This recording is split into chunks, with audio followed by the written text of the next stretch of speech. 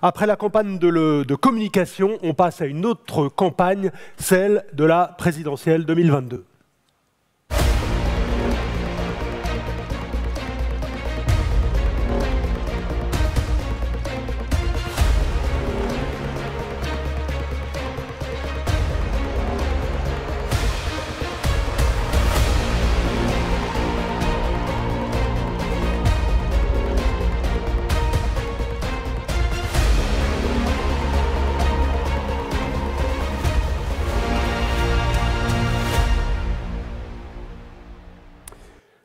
Et oui, je ne sais pas si vous êtes au courant, mais en 2022, nous voterons pour élire le président de la République. Et cela fait maintenant quelques élections présidentielles que la question du grand âge, du vieillissement de la population et de son accompagnement s'invite dans les programmes des candidats comme un thème sociétal majeur. Il semble d'ailleurs que ça bouge du côté de la réforme de la dépendance promise par Emmanuel Macron en 2018, mais on parle maintenant d'un projet de loi autour des générations qui serait présenté cet été en Conseil des ministres et débattu à la rentrée au Parlement.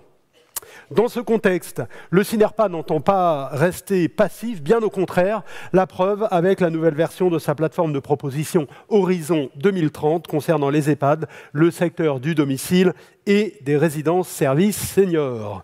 Bref, après une crise sanitaire majeure et à l'approche d'une échéance capitale, quelle politique du grand âge mettre en place? C'est la question à laquelle nous allons nous intéresser à présent. Et je vais donc demander aux trois présidents du CINERPA, Jean-Christophe Amarantinis, le président tout court, Jean-Marie Fournet, le président du CINERPA Résidence Service Senior, et Daphna Mouchnik, présidente du CINERPA Domicile, de me rejoindre, ainsi que, last but not least, Luc Roussy, fondateur du think tank Matière Grise et président de France Silver Eco. Rejoignez-moi s'il vous plaît, madame, messieurs.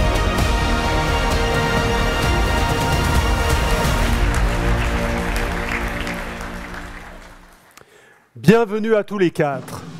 Luc, installez-vous. Voilà. Merci d'être avec nous.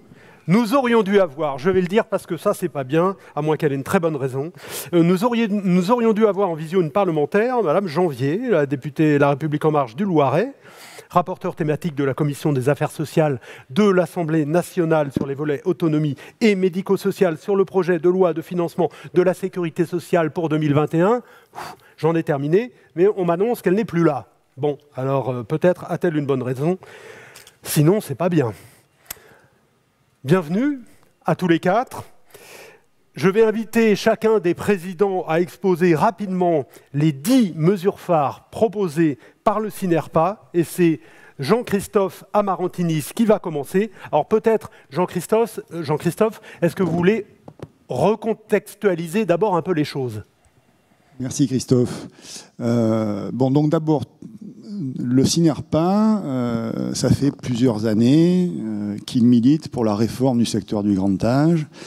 Donc on a eu un frémissement avec la création du 5e risque il y a quelques mois, et donc on est extrêmement satisfait. On a appris il y a quelques jours que les concertations allaient démarrer sur la fameuse réforme, et donc on est tout à fait disponible pour travailler avec les pouvoirs publics, pour avancer dans les concertations, pour que cette réforme aboutisse. On avait annoncé un certain nombre de problématiques et de dysfonctionnements dans le secteur du grand âge en termes d'organisation, et malheureusement, on a bien vu avec la crise récente du Covid que nos inquiétudes étaient fondées. Voilà, donc en ce qui me concerne, je vais surtout m'atteler à vous présenter les propositions pour le secteur des EHPAD.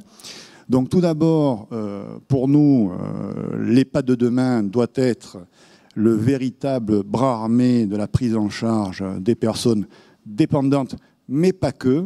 Donc il doit continuer sa vocation d'accompagnement au sein de l'établissement des personnes les plus dépendantes, mais il doit surtout s'ouvrir vers l'extérieur pour pouvoir aller prendre en charge des personnes à l'extérieur qui habitent dans le quartier, dans le village, les accompagner, mais pas que. Il doit pouvoir être aussi un centre de ressources pour pouvoir proposer des consultations, des instants de répit aux aidants, aux personnes qui accompagnent des gens en difficulté ou tout simplement des personnes qui ont envie de venir prendre des renseignements au sein d'une structure. Ensuite, concernant bien entendu la médicalisation des EHPAD, donc bien entendu, ce n'est pas le secteur qui est le plus à plaindre, mais il n'en demeure pas moins que nous estimons qu'il faut continuer à augmenter les ratios de personnel soignant, puisque nous sommes bien loin de nos confrères européens en termes de ratio agent-lit, et notamment sur la partie soignante.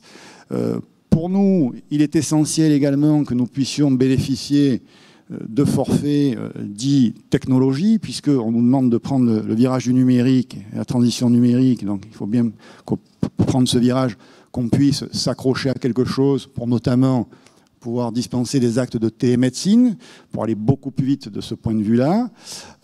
Et ensuite, nous pensons également qu'il est, bien entendu, sous réserve du libre choix du gestionnaire, opportun de pouvoir réouvrir le tarif global pour ceux qui le souhaitent, parce que pour nous, disposer d'une enveloppe totale de médicalisation est la meilleure manière d'accompagner des personnes très dépendantes ou en fin de vie. Ensuite, au niveau de la filière professionnelle du grand âge, pour nous, il est important que l'ensemble de la filière bénéficie d'une convention collective unique. Quand on parle d'attractivité, la rémunération et la classification des métiers en fait partie, et donc l'uniformisation au sein de toute la filière également. Au niveau des formations, nous pensons qu'il est impératif que l'ensemble des programmes de formation disposent de modules de gériatrie et de gérontologie, de telle sorte à ce que les candidats soient opérationnels, et en tout cas, ils ne soient pas opérationnels, au moins qu'ils aient accès au secteur de la vieillesse et de la dépendance en amont, avant d'atterrir dans des établissements et services sans savoir de quoi il va s'agir. Et enfin, on nous parle depuis quelques semaines, justement dans le cadre des préconcertations, d'une éventuelle gouvernance unique qui serait, alors, sur le secteur des EHPAD, aux mains des ARS, sur le secteur du domicile, aux mains des départements. Donc nous, on est favorable à une co-gouvernance totale sur le modèle de ce qui se fait dans les EHPAD depuis très longtemps maintenant. C'est un modèle qui a fait ses preuves, c'est un modèle qui existe, et c'est surtout un modèle qui a permis aux EHPAD, comme demain nous pensons au domicile, de augmenter considérablement ses capacités de prise en charge, d'accompagnement, de faire des efforts. Voilà. Et donc nous militons sur cette co-gouvernance au domicile et à l'établissement. Voilà. Merci Jean-Christophe. Justement, Daphna, parlons du domicile. Jusqu'à présent, on n'avait pas de micro, Daphna, mais c'est un scandale. Voilà, merci. Parlons du domicile, disais-je. Jusqu'à présent, le grand oublié des pouvoirs publics. Oui. Alors effectivement, on a fait preuve d'une débrouillardise durant notamment ce premier confinement, parce que nous n'étions pas du tout dans les radars. Et donc, il a fallu faire face. Les directeurs de services partaient plutôt qu'aller chercher les œufs. C'était pas loin de Pâques. On cherchait des masques, on cherchait des équipements de protection. On a acheté des masques de plongée à défaut d'eux. Et on a été complètement oubliés des pouvoirs publics. En fonction d'où on se trouvait, on a été soutenu ou pas par les départements. Et donc, effectivement, il y a des départements qui ont extraordinairement bien joué le jeu et ils ne nous ont pas oubliés. D'autres ne savaient pas que nous existions et nous n'étions pas du tout dans les radars de l'ARS. Donc vraiment, je tiens à saluer les directeurs et directrices de services d'aide à domicile ici présents, parce que je sais qu'ils ont fait preuve d'une ténacité, d'un courage avec leurs équipes pour ne pas laisser tomber la population qui est bien souvent dans le même état de perte d'autonomie, de santé que les personnes âgées que nous connaissons en EHPAD. C'est vrai qu'on imagine qu'à domicile, les gens sont un peu plus en forme, il n'en est rien. Et sans la ténacité ténacité des services d'aide à domicile, ces gens n'auraient pas pu se lever, se laver, manger. Voilà, donc on a été costaud avec les moyens qui étaient les nôtres. Alors, regardons ces mesures concernant le domicile, justement. D'abord celle-ci, repenser totalement l'offre. Effectivement, c'est extrêmement compliqué d'intervenir sur le champ du domicile aujourd'hui parce que c'est très morcelé, que d'un côté il y a l'aide, d'un côté il y a le soin, il y a des modes d'intervention différents, méconnus. Voilà, donc du coup, l'idée c'est quand même de repenser l'ensemble de nos services et de nous permettre de nous transformer en service d'aide de soins pour apporter une offre globale à la population. Mais ça va bien au-delà du soin, c'est aussi au niveau de la prévention, d'avoir des ergots avec nous, d'avoir des axes de prévention autour de la nutrition, enfin voilà, vraiment de pouvoir faire reculer le plus possible la perte d'autonomie des personnes que nous accompagnons. Et donc en repensant totalement l'offre de services de nos structures, nous pourrions y parvenir bien mieux. Alors ensuite, je suis mes petits slides. Autre mesure. La Alors, 6e. ce qui s'est passé, ce qui nous a quand même assommés, c'est qu'il y a quelques mois, nous attendions donc cette loi grand âge autonomie en disant qu'elle allait nous sortir d'affaire, et puis on nous annonce qu'elle va être ajournée jusqu'à ce que la crise sanitaire passe, ce qui est quand même paradoxal parce qu'elle devait venir soutenir les professionnels en première ligne, et le CINERPA ne s'est pas découragé, a réfléchi à qu'est-ce que nous pouvions porter même sans loi. Et donc on a réfléchi à ce qui vraiment pouvait contribuer à améliorer nos interventions, et la première mesure était de porter un tarif national, alors j'aime pas le mot tarif, mais bon, participation nationale à APA-PCH plancher de 23 €. Voilà, parce qu'aujourd'hui, il y a autant de tarifs que de départements, et puis c'est un peu fixé en fonction du sens du vent. On ne sait pas trop. Voilà, en tout cas, on sait en deçà de notre coût de revient, donc c'est quand même très très compliqué d'intervenir dans ce contexte-là. Et puis, imaginez un complément de 3,50 € à ce tarif plancher socle porté par l'ARS, qui permettrait enfin de financer correctement la coordination, la qualité, voilà, tout ce qui est invisible mais qui a un coût important pour nos services, et où aujourd'hui on bricole extrêmement pour malgré tout accompagner correctement la population. Alors, du coup, on nous a soufflé, je n'ose y croire, mais il semblerait que d'une certaine manière, ces propositions aient quand même retenu l'attention de notre ministre. On va y revenir. Ah, d'accord. Et puis, évidemment, notre gros sujet, mais comme dans tout le secteur du grand âge, c'est l'attractivité des professionnels. Et donc, repenser revalorisation, repenser formation, repenser aussi conditions de travail qui sont extrêmement, extrêmement compliquées à domicile, peut-être plus qu'ailleurs encore. Bien, merci Daphna. Jean-Marie Fournet, président du CINERPA Résidence Service Senior. Bon, il y a les EHPAD, il y a le domicile, mais il y a ce qu'on appelle aussi communément l'habitat intermédiaire, qui a un vrai rôle à jouer. Absolument, je crois que du reste l'étude de l'IFOP l'a montré, je crois qu'on a quand même un problème de reconnaissance, malgré tout, mais je crois que la crise a permis quand même malgré tout de mettre en avant quand même l'intérêt de ces résidences services seniors et son rôle de prévention qu'elle avait à jouer et d'accompagnement des seniors. Je dirais que je rejoins un peu Daphna sur la partie oubliée, c'est-à-dire que la partie oubliée, ça veut dire que de fait, les directeurs de résidence, d'une façon générale, ont dû se débrouiller parce que n'étant pas dans le radar pour les EPI, pour tout un tas de choses. Mais je dirais la concentration des logements dans nos résidences fait que d'une façon générale, les acteurs et les directeurs de résidence ont pu petit à petit, avec les liens noués avec les collectivités, intégrer un peu, je dirais, les protocoles liés à l'EHPAD, etc. Donc je dirais qu'on a été un peu moins oublié, on va dire, que le domicile dans cette phase de Covid. Et je pense que ce qu'on peut tirer de positif de cette crise, c'est que malgré tout, je crois que les résidences ont été mises un peu sous les feux du projecteur. Et je pense qu'aujourd'hui, on a encore bien évidemment besoin d'une reconnaissance, et c'est ce qu'on attend dans la loi grand âge et autonomie notamment, parce que de fait, on voit bien qu'on n'est pas encore dans le radar des ministères, des ARS et des conseils départementaux, qu'il faut bien évidemment se retrouver sur le répertoire du CNSA, sur l'hébergement pour les personnes âgées. Voilà, je pense que sur ce site, il est important que toutes les résidences-services y soient, puisqu'effectivement, on fait partie des solutions alternatives qui doivent être proposées au grand âge. Ensuite, on a une mesure qui peut être intéressante, je dirais, dans l'attractivité notamment des centres-villes, puisque ces résidences sont souvent implantées dans les villes moyennes ou dans des petites villes. Donc, de fait, ce qu'on propose au niveau du CNRPRSS, c'est à l'image un peu de ce qui s'est fait pour les jeunes, d'un pass culture, de mettre un pass prévention pour les personnes fragiles, qui permettrait de... Pardon Jean-Marie, parce que vous êtes allé un peu vite. Donc je suis allé un peu vite, d'accord. On a cette mesure d'abord qui est... Parce que le slide n'a pas suivi, c'est ça?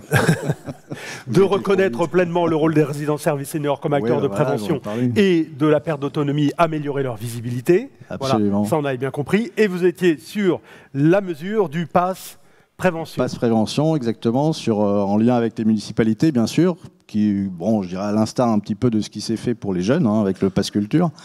Pass prévention permettrait quand même malgré tout aux seniors d'un quartier, aux seniors fragiles du quartier, de pouvoir bénéficier de l'environnement des RSS et de toutes les animations et de l'offre de restauration qui est faite dans ces résidences-services seniors. Et je dirais de créer davantage de liens sociaux au niveau local. Donc c'est quelque chose qui est plutôt assez facile à mettre en œuvre, qui peut être éventuellement testé. Je crois que ce serait une mesure phare qui permettrait de mettre un peu plus le projecteur sur les RSS à l'avenir.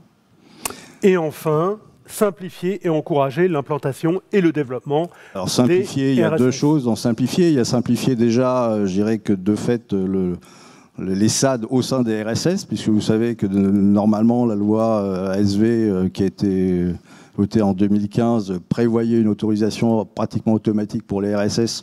C'est loin d'être le cas, donc c'est plutôt un parcours du combattant pour obtenir ces autorisations au niveau départemental. Beaucoup de départements jouent le jeu, mais encore beaucoup de départements ne le jouent pas.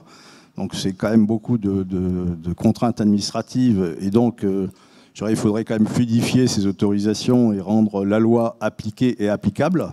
Ça, c'est une première chose. Et puis, c'est surtout d'encourager le développement de ces résidences-services seniors, avec des règles d'urbanisme qui ne sont pas toujours adaptées. Je vous en donne quelques-unes. Bien évidemment, les parkings. Quand on est une personne âgée seule, on n'a pas forcément besoin de 2 places par logement. Le local vélo, même si le vélo est très à la mode aujourd'hui, quand on prend 1,5 m² par logement, ça fait beaucoup de local vélo dans la résidence. La hauteur des bâtiments, puisqu'en France, on a vraiment un vrai problème culturel avec la hauteur des bâtiments en général. Donc on parle de désertification des sols. Mais aujourd'hui, quand on fait du R+2, on considère que c'est de la grande hauteur. Donc voilà, je dirais qu'aujourd'hui, il faudrait quand même passer un peu à ce stade supplémentaire. C'est de gros investissements à faire. Je dirais que pour rappeler quelques chiffres, aujourd'hui, on est à peu près sur 700 résidences, 700-800 résidences en France, services seniors, c'est-à-dire 60 000 logements, 70 000 logements. Comme le rappelait Luc dans ses rapports Nous vivrons ensemble, je dirais que de fait, la population de la tranche cible des résidences seniors, qui est les 75-85 ans, va passer de 4 millions aujourd'hui à 6 millions en 2030. Et qu'aujourd'hui, on a un équipement qui représente à peu près 1,5% de la population. Donc vous voyez, je crois qu'il y a beaucoup à construire. Environ 100 résidences à minima par an, ce qui fait globalement un investissement annuel de 2 milliards d'euros. Donc bien évidemment, il faut maintenir des incitations fiscales auprès des investisseurs. Bien évidemment, il faut revoir un peu des règles d'urbanisme et simplifier les autorisations de construire. Parce que sans ça, on va avoir quand même du mal à construire tous ces logements quand même pour les seniors de demain. Merci Jean-Marie. Alors, je rappelais en préambule qu'Emmanuel Macron avait promis en 2018 une réforme de la dépendance pour 2019. Bon, on n'y croyait plus vraiment. Et voilà que le 6 juin dernier, Olivier Véran, le ministre des Solidarités et de la Santé, annonce qu'un projet de loi grand âge visant à réformer l'aide aux personnes âgées et à promouvoir le maintien à domicile pourrait être présenté dans le courant de l'été en Conseil des ministres, de manière à pouvoir potentiellement être examiné par le Parlement à la rentrée. Alors on serait dans une loi plus large qu'une simple réforme de la dépendance, puisque le projet de loi s'intitule « Génération solidaire », sortir de la crise sanitaire par le haut en réconciliant les générations, un projet de loi comme une réponse sociale dans l'après-crise, voilà l'esprit. 4 axes. Une offre transformée pour répondre à la crise et maîtriser la trajectoire financière, des transformations pour la vie quotidienne des personnes et de leurs aidants, une valorisation de la filière de l'autonomie, volet EHPAD et volet domicile, une réponse qui s'ancre dans les territoires et crée un nouveau partenariat exigeant entre l'État et les départements. Alors, réforme liée à celle des retraites, peut-être ben que oui, peut-être ben que non. Ce n'est pas encore très clair. Un projet de loi, enfin, a déclaré Olivier Véran, pour développer la prise en charge du domicile plus longtemps des personnes âgées, qui va être plus solidaire, notamment pour les aidants, qui va améliorer les conditions d'accompagnement des personnes âgées en établissement, qui continue de moderniser ce qu'on a fait avec le Ségur de la santé. Voilà ce qu'a déclaré le ministre. J'en termine en rappelant les 2 freins. Le calendrier parlementaire qui est très chargé dans les mois à venir et le coût de la réforme évalué à 10 milliards d'euros. Jean-Christophe Dafna, concernant l'EHPAD, le domicile, disposez-vous d'éléments plus précis concernant ce projet de loi annoncé par Olivier Véran? À ce stade, on n'a pas grand-chose, hormis les indiscrétions dont je vous parlais tout à l'heure, et qui concernent notamment la gouvernance, où on aurait entendu plutôt une gouvernance pour les EHPAD tout aux mains de l'ARS et une gouvernance du domicile aux mains des conseils départementaux, sans quoi on est tout à fait... on est opposé à cette idée. Voilà. Après, pour ce qui est des autres propositions, à ce stade, on n'a pas grand-chose. Mais bon, déjà, ça, c'est quelque chose pour nous qui est fondamental et envers lequel on luttera avec toute notre énergie. Concernant le domicile, Dafna ? Beaucoup d'espoir, malgré tout, pour le domicile, même si rien n'est certain. D'abord, on entend qu'enfin, peut-être, on va nous prendre pour ce qu'on est, c'est-à-dire des professionnels du grand âge. Et ça, c'est aussi, ça contribue à faire connaître et à faire venir des gens sur nos métiers. Parce qu'on a vu à quel point les gens ne nous connaissaient pas pendant la crise. Alors, tout est à prendre au conditionnel, mais, comme je le disais tout à l'heure, il semblerait qu'ils aient retenu l'idée d'un tarif plancher national, qu'ils aient retenu, et toujours au conditionnel, l'idée d'un forfait coordination, mais qui ne serait pas porté par la sécurité sociale, mais encore par le département, via des CPOM. Tout ça, c'est du conditionnel. C'est ce qu'on nous a laissé entendre. Et par contre, une idée forte qui serait de nous permettre de pouvoir nous transformer en service d'aide et de soins. Une nouvelle forme de SPASAD, mais sans les inconvénients des SPASAD, parce qu'en réalité, les SPASAD, ça reste quand même 2 équipes dans un seul et même service. Donc, des orientations avec des signes positifs où on a l'impression qu'ils ont compris qui on était et qu'ils allaient faciliter enfin le travail des professionnels du domicile. Donc, s'ils vont au bout, même si les chiffres annoncés ne sont pas aussi ambitieux que les nôtres, quand même, ça va dans le bon sens et c'est un bon signal pour l'avenir. Bien. Peut-être que Caroline Janvier n'avait pas plus d'infos en fait que nous, hein, et c'est la raison pour laquelle elle a disparu. Bien.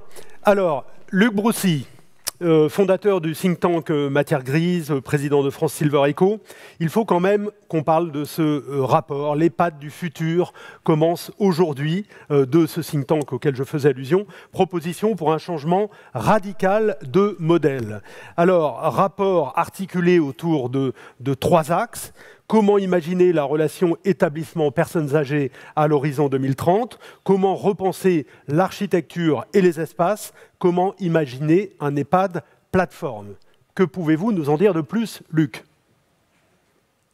D'abord qu'un rapport peut cacher un autre rapport et qu'on a produit ce rapport dans le cadre du think tank Matière Grise avec mon ami Jérôme Gage, une semaine après que j'ai moi-même rendu un rapport aux 3 ministres, Bourguignon, Vargon et Gouraud. Nous vieillirons ensemble. Nous vieillirons ensemble, auquel Jean-Marie faisait référence. Pourquoi je dis ça? Pas pour parler du premier rapport, mais pour dire quand même que ce premier rapport, Nous vieillirons ensemble, m'avait été commandé par le gouvernement pour compléter le volet médico-social de la loi.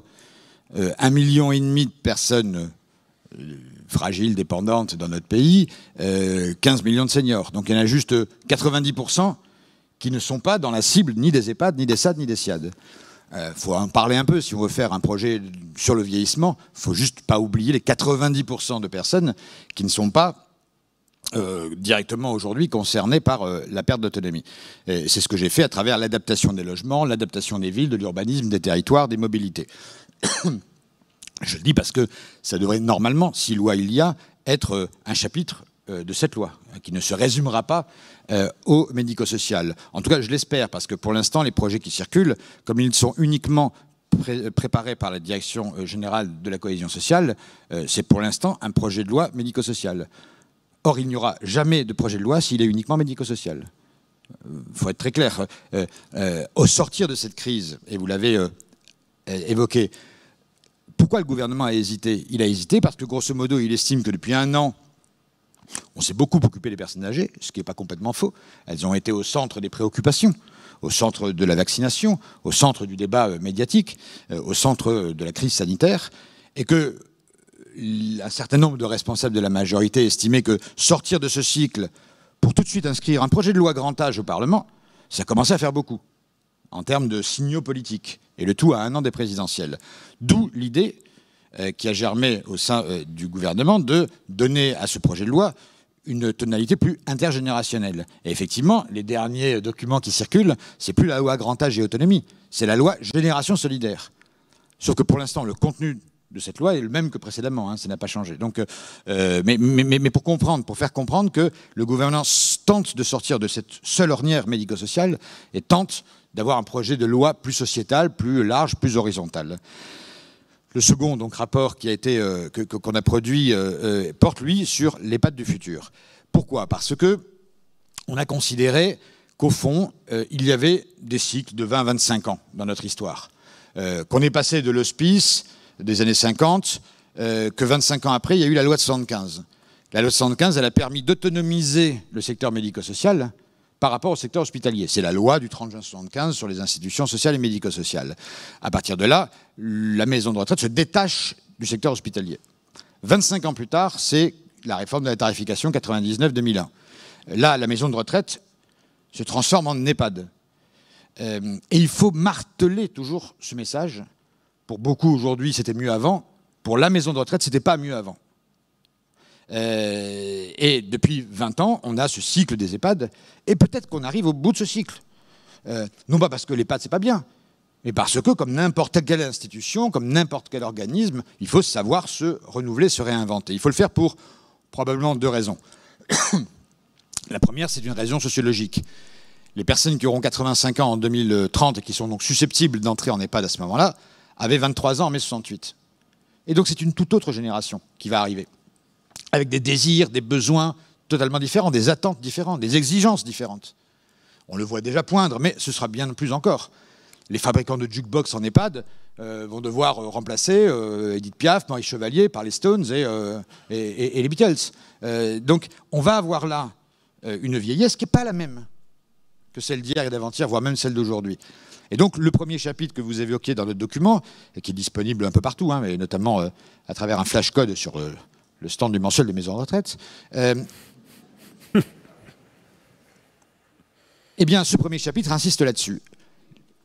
Les personnes seront différentes, elles auront des envies différentes, elles auront des habitudes différentes en termes de restauration, en termes de liberté d'aller et venir. Cet équilibre entre liberté et sécurité sera probablement pas arbitré de la même façon en 2030 qu'il l'était il y a 10 ans. On verra probablement plus de liberté au détriment de cette sécurité.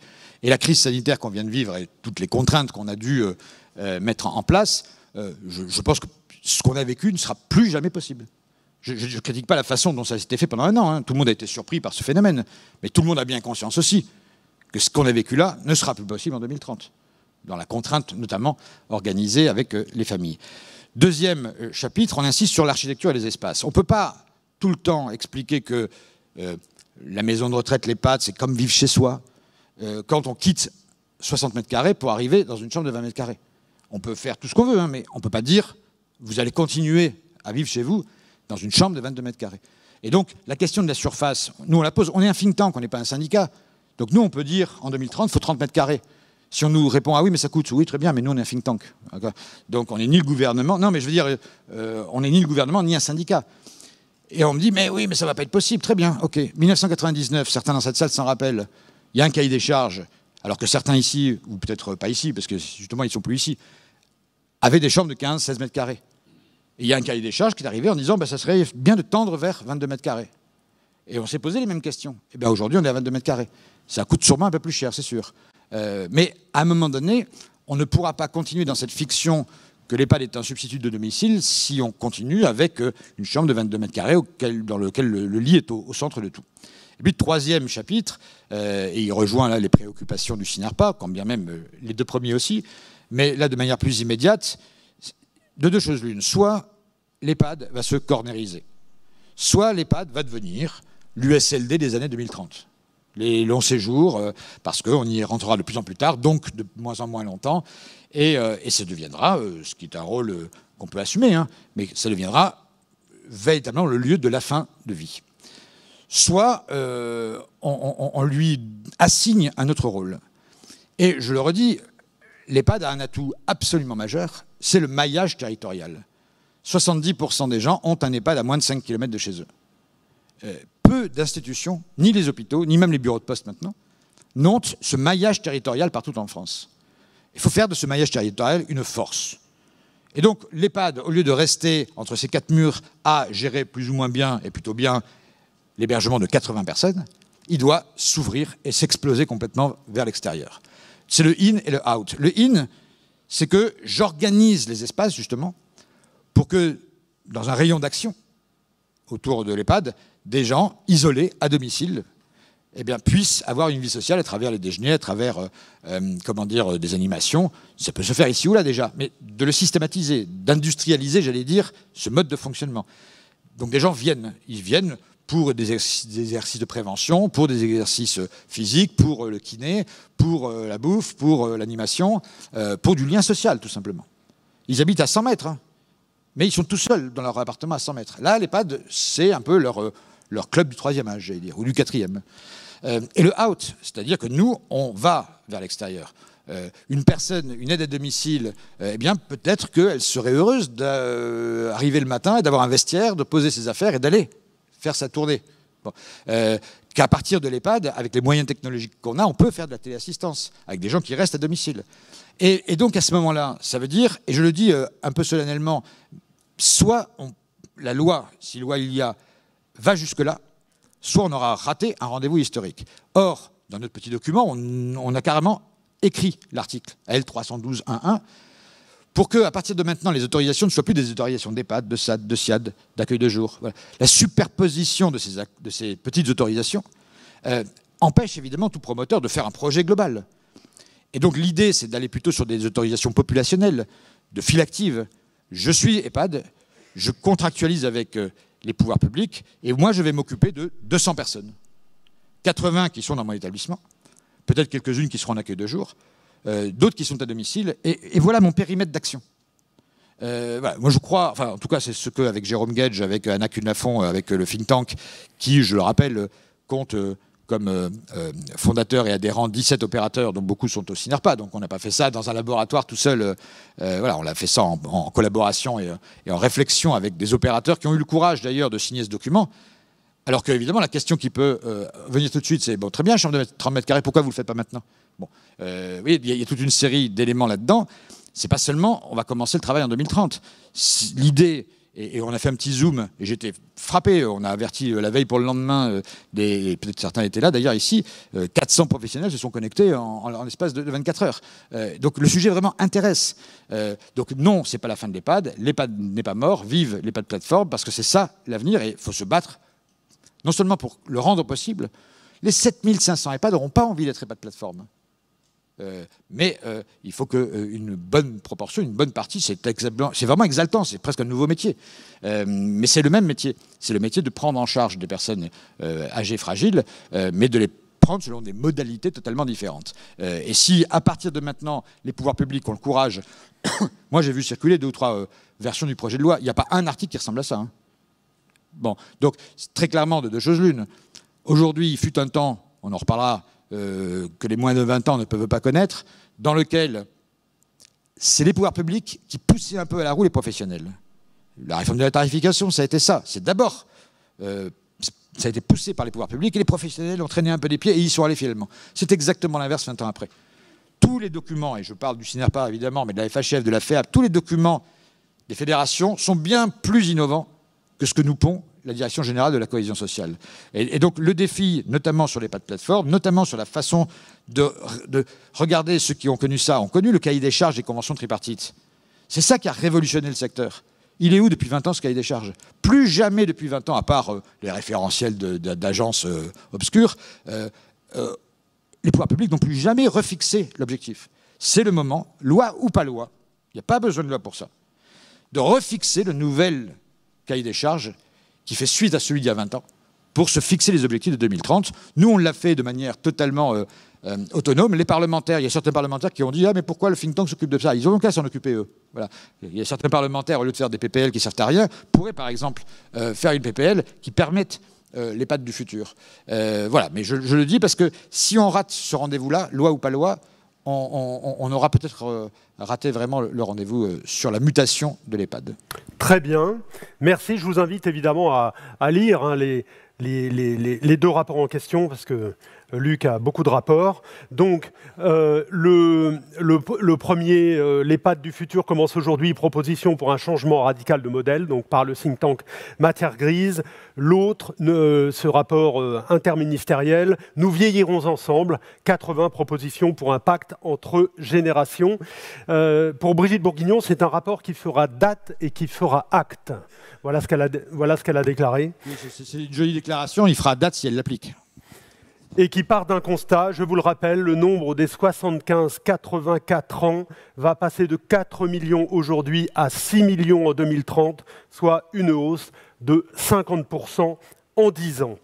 Merci à tous les 4. Restez ici encore un instant. Il y a en tout cas une chose à prendre en considération, et Luc y a fait longuement allusion, quand on parle de politique du grand âge, c'est que les vieux de demain ne ressembleront pas aux vieux d'hier. Illustration avec Pete et Bass, respectivement 75 et 92 ans, pas vraiment le genre à jouer au domino en sirotant leur infusion.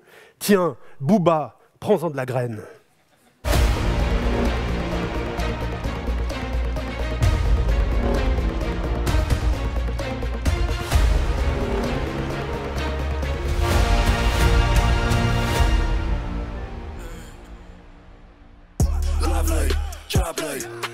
Glass in the public, and I got tools and I go bang, step too close and it's ugly. Lovely, chubbly. Glass in the public, and I got tools and I go bang, step too close and it's ugly. 01, 21, 21, son I mean that. When I man down dig that, break both legs on a man Kit Kat. Kick back, crack taking a punt, stick that. Big bass, boot to the face and his head goes split. Shut your mouth, when the throw shows come down south. London town, smash fast till the sun goes down. You don't wanna come round here and get smashed in the face with a sovereign. Fry slice to the plate with the beans and the sausage and the egg, no nonsense. Lovely, chubbly, glass in the public, and I got tools and I go bang, step too close and it's ugly. Lovely, chubbly, glass in the public, and I got tools and I go bang, step too close and it's ugly. What's that? Missed calls and a text on the WhatsApp. Send me the location, and I drop that. Ring off the burner, drop cash to the Santander. Nice little earner, 2 shakes of a lamb's tail, I'm there. Hank Marvin, take chunks of a man wood carving. Listen, darling, I go fast in me Aston Martin. I'm a nut job, pint cans in my grandson's lunchbox. And I got more in the glove box, and a big fat crash at the bus stop. Lovely, chubbly, glass in the public, and I got tools and I go bang, step too close and it's ugly. Lovely, chubbly, glass in the public, and I got tools and I go bang, step too close and it's ugly. Lovely, chubbly, glass in the public, and I got tools and I go bang, step too close and it's ugly. Lovely, chubbly, glass in the public, and I got tools tools and they go bang. Step too close and it's ugly. Eh, ça déchire grave, non?